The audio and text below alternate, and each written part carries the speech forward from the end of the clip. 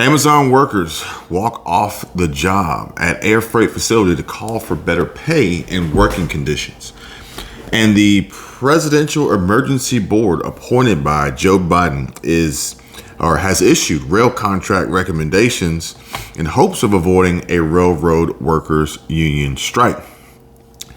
Today is Wednesday, August 17th, 2022.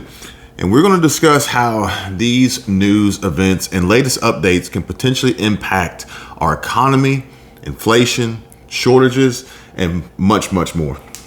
So if you would, give this video a thumbs up and subscribe to the channel if you haven't already. Now let's just get right into it. Now, there are reports of a group of more than 150 workers who have organized a walkout on Monday, calling themselves the Inland Empire Amazon Workers United. They coordinated a work stoppage after walking off the job on Monday at an air freight facility in San Bernardino, California. Amazon claims the total was roughly 74 workers, which is only a small fraction of the 1,500 Amazon employees at this particular Amazon air facility known as KSBD. Now, I want to stop right there and just talk about this. Now, whether it's 150, whether it's 74, Amazon's first statement here is that regardless, they have 1,500 employees there. They're not, to me, it seems like what they're saying is we are not worried about 150 employees. We are not worried about 74. That's just what I gather from this by them responding with there's 1,500 at the facility. So know your role. In a statement posted online by the worker group, organizers said they had amassed more than 800 signatures for a petition calling for the base pay rate at the facility to be raised to $22 an hour. And this would be up from $17 an hour. This is the base pay rate. The worker organization cited the rising rent and cost of living in the area in their statement demanding better pay. Now, let's talk about this money, okay? They have amassed 800 signatures requesting a base pay increase of $5 an hour to go from 17 to 22. Reason being, primarily here, rising rent costs and cost of living in their area. I get it, but hear me out here. Don't light me up in the comments, but it's like, if you're going to take the time and the effort and the energy to go around and collect these signatures, wouldn't it make more sense to take the time and effort and energy to go find a job that paid you more money? Now, I'm not against asking and requesting and presenting a reasonable claim for a pay increase. I've done it before, which is also part of why I don't work for anybody anymore, because I'm not doing that again. But that's neither here nor there. If you guys want to know how to get in that position, the information is in the description, so you know how to contact me. But at the end of the day, if you want $5 more an hour, maybe it's better to just go find somewhere to get $5 more an hour, because these companies, more than likely 9 times out of 10, don't care about you, don't care about inflation, don't care about your budget and your expenses, and you're not going to get that money. And it says here in a statement, the organizers also claimed unsafe heat conditions remain in many work areas and noted that temperatures reached 95 degrees Fahrenheit or above at the San Bernardino Cargo Airport on 24 days last month. A worker identified as Melissa Ojeda said, "Working in this heat feels like you're suffocating, and you need to take breaks, and you can overheat really easily. And they don't make it easy to take breaks to allow your body to cool down." Look, I'm not siding with Amazon. I'm not. All I'm doing is kind of like stating the obvious here. You want more money, go work somewhere else. It's too hot, go work somewhere else. Like, I'm not trying to say like what Amazon is doing is right. I'm not trying to say that, but all I'm saying is, like, right now, today, I hope that people are preparing to go take what they want versus waiting to have it given to them. Now, Please don't misconstrue what I'm saying as take as steal. I'm not saying that. And and these unions, I don't necessarily think that this is also taking what you want. Now, you can have a request. You can put it out there and you can ask for it and see, what kind of negotiations you can engage with the company in to possibly get what you want. But, they're not looking to give it to you.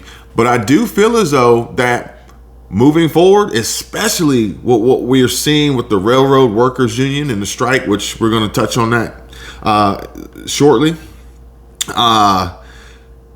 we're going to see more negotiations. We're going to see more threats. We're going to see more planned stoppages and shutdowns and lockouts as unions band together and demand more. But this demand is going to put a huge strain on our economy. It's going to make these companies and these businesses make some choices and some decisions that may not align with the goals that you have set out for yourself and the members of the union and the improvements that you're after. And this could get ugly. Now, Paul Flanagan is an Amazon spokesperson, and he said that in a statement provided to CNN Business that the company is proud to provide full-time employees at our San Bernardino Air Hub and throughout the region a minimum starting wage of $17 an hour. Flanagan added that full-time employees can earn up to $19.25 an hour and also receive industry-leading benefits, including health care from day one, which is pretty cool. No wait period there, no probation. 401k and with a 50% company match and up to 20 weeks paid parental leave. Don't discount that 50% match. That's real money right there, folks. But this is the spokesperson for Amazon. He flat out said they offer minimum $17 an hour and full-time $19.25. Now, I don't know if this is in or out of the union. I don't know. But at the end of the day, I can't really justify my anger with a company and, have a valid excuse for my demands when I signed up for this. I signed up for $17 an hour, or I signed up for $19.25. If I wanted 22, I should have signed up for 22. See what I'm saying? So Flanagan has also added that while there are many established ways of ensuring we hear the opinions of our employees inside our business, we also respect their right to make their opinions known externally. He also added that while we're always listening and looking at ways to improve, we remain proud of the competitive pay, comprehensive benefits, and engaging, safe work experience we provide our teams in the region. So, he's saying, sure, voice your opinion. We value that. But at the end of the day, you signed up for this, so I don't really know what you're expecting. The ongoing organizing efforts inside Amazon continue to draw support from labor advocates and progressive politicians around the country, including Senator Bernie Sanders, who has long been a loud critic of the company Amazon. And Bernie Sanders said in a tweet, "I stand in solidarity with Amazon workers in San Bernardino, California, who walked off the job today to protest low wages and unsafe working conditions." Easily said, as a multimillionaire. I stand with you guys. Walk off the job. Don't get paid. I get it. But you got plenty of money, dude. Now, he also referenced Amazon CEO Andy Jassy's total compensation package granted in 2021, adding that if Amazon can afford to pay its CEO $214 million last year, it can afford to give their workers a $5 an hour raise and a safe workplace. And he is absolutely right. If you do the math, however many employees they have, $5 an hour, however many hours a week they get, mathematically, sure, the CEO gets paid $214 million. The company's not hurting for money, not that bad, where they could offer these employees more. But at the end of the day, I don't know if necessarily the burden falls on the CEO, if the burden falls on the company, for the simple fact of the matter is, if you wanted $22 an hour, maybe you should have gotten a job that paid you $22 an hour. That's all I'm saying. And the presidential, we're done with Amazon, moving on. Presidential Emergency Board appointed by President Joe Biden, which was charged with making recommendations to resolve the long-standing contract differences between the U.S. Class 1 railroads and their unionized workforce, has submitted its report to the White House, railroads, and organized labor. Now, this happened last night. The board recommended a 22% wage increase along with $5,000 in service recognition bonus payments over the 5-year life of the contract, retroactive to January 1st, 2020. And ultimately, this is below the 28% increase the unions were after, but also above the railroad's offer or proposed 16% increase. So they're kind of meeting in the middle here. Unions were wanting 28%. And the railroads were trying to do 16, and now they're here at 22. Now, let's go back to Amazon. Okay, so ultimately, if we take this information and we see what happened, the railroad workers unions threatened the railroad companies with a planned work stoppage, with a strike, with a lockout, with a shutdown. And through negotiations, they were able to at least get some consideration for their request. Now, granted, they didn't get the 28% that they were after, but they also didn't take the 16% they were offered. So now they're at 22. They're still 6% off, but maybe this pushback, maybe this fight makes these companies really evaluate and see the potential downfall and collapse that they're headed towards, and how much they actually do need to value their workforce and their employees to maintain operations to continue to make these profits. Because we want to talk about Amazon CEO Andy Jassy's total compensation package of $214 million. Well, if all your employees kind of like backed off, then the company wouldn't have the ability to make that kind of money for him to get paid that kind of pay. But what we do need to realize here is that the railroad workers union strike has been going, or potential strike has really been going on for like 30 days. But the negotiations, the pain that the union workers have been feeling, the struggle that they've been going through has been going on for years. And just now, honestly, like 3 years into negotiations, they're actually getting close to possibly getting some of what they're asking for, and they still haven't gotten anything yet. Now, if they turn down this offer and did decide to go on strike after this 30-day cool-off period, I'd be willing to bet that they probably get what they want. But it's going to take a while. It's not going to happen overnight.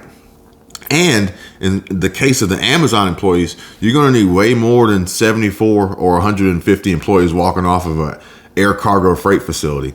I mean, Amazon, I don't know the company, but I would be willing to bet that percentage of employees stopping their work is probably in line with however many employees typically call out in a day, use their vacation time or sick time or whatever, or just no call, no show. If you're going to try to make a dent in this, you're going to have to make some noise. Now, I'm not telling you to make noise in a negative way, or in a hurtful way, or illegal way, but I'm just saying that if you want to be heard, you're going to have to be loud. So let's see here. So still, the railroad and the unions are $9 billion apart in the wage proposals.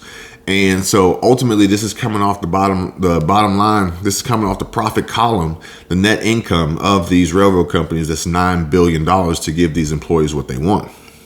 The board has also recommended that what is called modest improvements in the existing health and welfare benefits package, and no reductions in benefits or shift in cost sharing aside from the uncapping of a previously agreed to 15% employee contribution per month.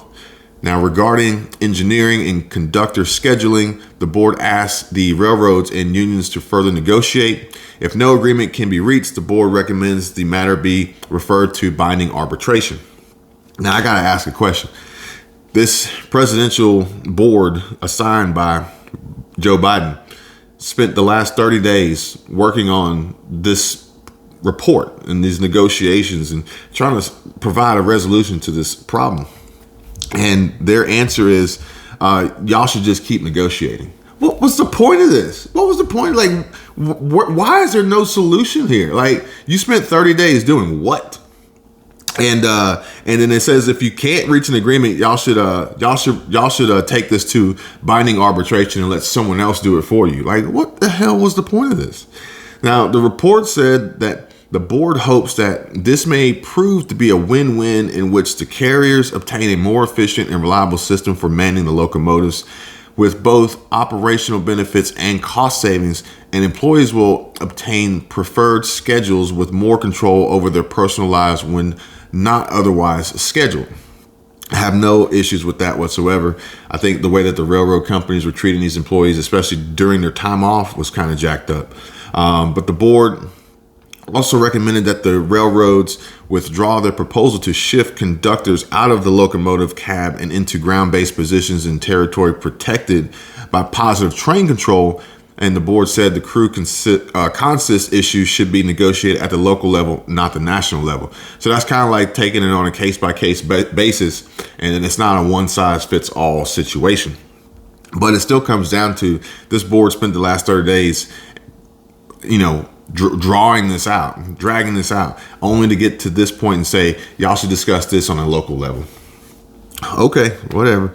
Now, included in the board's 119-page report, they said these local negotiations are currently in mediation under the direction of the National Mediation Board, and we expect the statutory process to continue its course.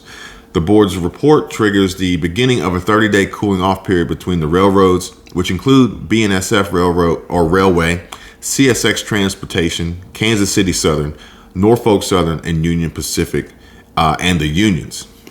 So we were in the 30-day cooling off period, and this assigned board by the president has pretty much done nothing. But either way, few believe that a strike is likely, but few were willing to rule out the possibility of the first railroad strike, since a machinist union walked out on CSX Transportation, prompted a 2-day national lockout, which prompted Congress to act quickly and intervene then, and expected to do the same in the event of a strike this year. And that's where we're going to leave this off. We are in a 30-day cool-off period. Now, granted, you guys have watched my previous videos about how bad this would be if we saw a railroad workers union strike. Hopefully it doesn't occur. But if it does, it's going to be a huge problem. Huge. If you haven't seen the videos, go check them out. One of them will probably be on the end card for this video when I'm done. But with that being said, if a strike occurs, Congress is going to step in. Now, if Congress steps in, does that mean that the workers get what they want?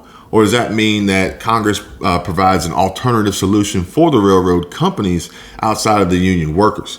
That's what we're going to have to wait and see. Hopefully it doesn't get to that point, because like I said, if it does, it's not going to be good for anybody. But unfortunately, I think right now, if you want to be heard, you got to make noise. And if you're not getting the attention of Congress, then maybe you're not making enough noise. Not to say that they actually really give a shit about what's going on, but if they have the power and ability here to make a call, you got to play your hand. And, unfortunately, I think if this were to play out in a way that we don't want to see it play out, yes, just like comments have said, just like emails have come through and mentioned and asked me about, we'll probably see some pretty dire straits scenarios and some events happening that I wouldn't recommend, but I'm not going to be oblivious and pretend like they're not going to happen. Riots, looting, theft, people stealing to survive. I can see that being a realistic possibility, which is another reason why I hope that we don't go that far and end up in that situation, because that just doesn't really work out for anybody. But at the end of the day, if, this is what you want, this is what, you're after, you're going to have to stand up, put your foot down. The squeaky wheel will get the grease. Now, it may not be the grease you want, but, if you want the companies, if you want Congress, if you want change, you want to pay attention to you, you're going to have to make some noise. Now, with that also being said, the position that you're in, the situation, where you work, the conditions, the pros, the cons. And you're also not forced to stay there. You have the ability to choose to leave. You have the ability to choose to go somewhere else and make more money. You have the ability to start your own business. You have the ability to invest in passive income streams and earn additional income. You have the ability to reduce your overhead, your expenses, your monthly expenses, work on your budget. You have the option and ability to make changes on your own without relying on the company, without relying on the unions, without relying on the government to do it for you. So I just want to make sure that everybody's clear that you do have options. And if you want to know more about your options and how you can exercise them and use them in a way and begin to set them up so that they'll be ready for you when you need them, before you find yourself backed up against a wall behind the 8 ball, stuck between a rock and a hard place, and then it's like, all right, now what do I do? Then it's going to be too late. But if you want to know how, if you want to know more, my contact information is in the description. Hit me up. Let's talk about it. And I'll see you guys on the next one. Take care. Bye.